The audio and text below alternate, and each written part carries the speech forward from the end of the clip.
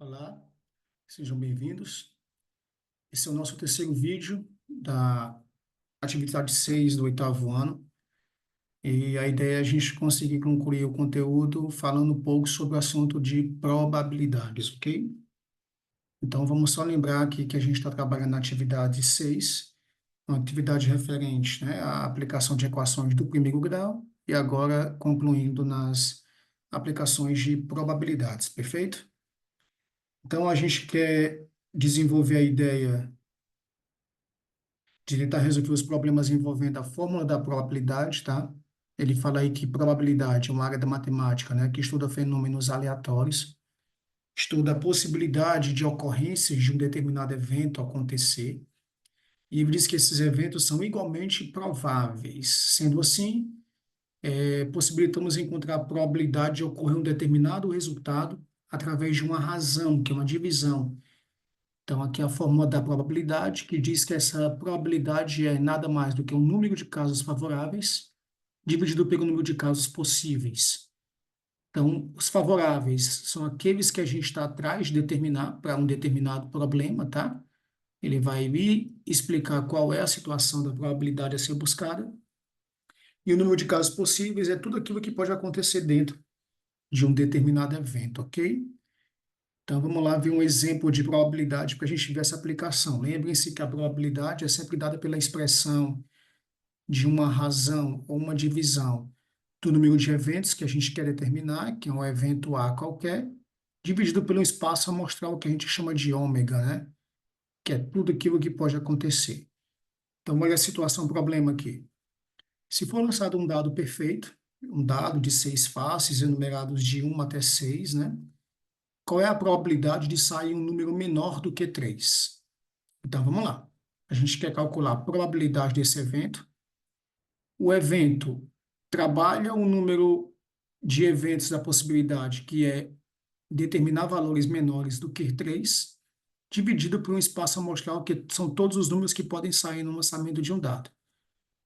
Para que os números sejam menores do que 3 e pertencentes a um dado perfeito, eles podem ser o 1 ou 2, ok? São os números menores do que 3 que aparecem em um dado. E o nosso espaço amostral, tudo o que pode acontecer. Então, pode acontecer o 1, pode acontecer o 2, pode acontecer o 3, o 4, o 5 e o 6. Esses são todos os elementos possíveis no lançamento de um dado comum. Então, quer dizer que a probabilidade de se lançar um dado de forma eventual, aleatória, e determinar elementos menores do que 3, são duas possibilidades de elementos menores do que 3, dentre tudo aquilo que pode acontecer, que é igual a 6. E aí, se a gente dividir 2 para 6, isso vai dar um valor aproximadamente de 0,333, e assim como diz uma periódica, que a gente diz que isso aqui é um valor aproximadamente de 33,3%, ok? Essa é a probabilidade de se determinar, no lançamento aleatório de um dado perfeito, números que sejam menores do que 3. E aí a gente tem aí dois exercícios simples, né, de probabilidade, duas questõezinhas. A 9 pergunta, né, se lançarmos um dado, qual a probabilidade de obtermos um número maior do que 4? Então, verifiquem como é que a gente fez esse exemplo para menores do que 3 e façam agora para números maiores do que 4. Bem parecido com o exemplo, tá, para gente? A 10ª. Um restaurante está com 13 pessoas. Olha só, essas 13 pessoas, então, vão compor o que a gente vai conhecer lá nos exemplos anteriores, né? Vai lembrar que é o nosso espaço amostral. Dentre essas pessoas, 9 são clientes e 4 são garçons. Se for feita uma escolha de forma aleatória, qual é a probabilidade dessa escolha ser um cliente? Então, a probabilidade que a gente está atrás é de determinar um cliente, ou a probabilidade de se escolher um cliente dentre tudo aquilo que está presente dentro do restaurante, né? Então, vou colocar que essa é a razão.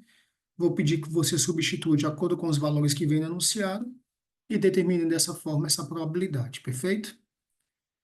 Pois, gente, essas foram as 3 aulas baseadas em cima da atividade 8, tá? Perdão, atividade 6.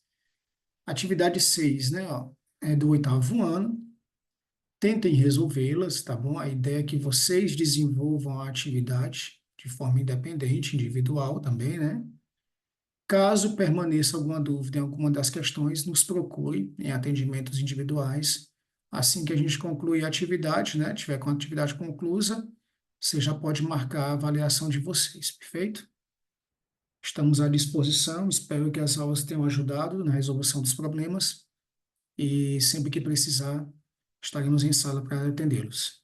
Até a próxima, gente.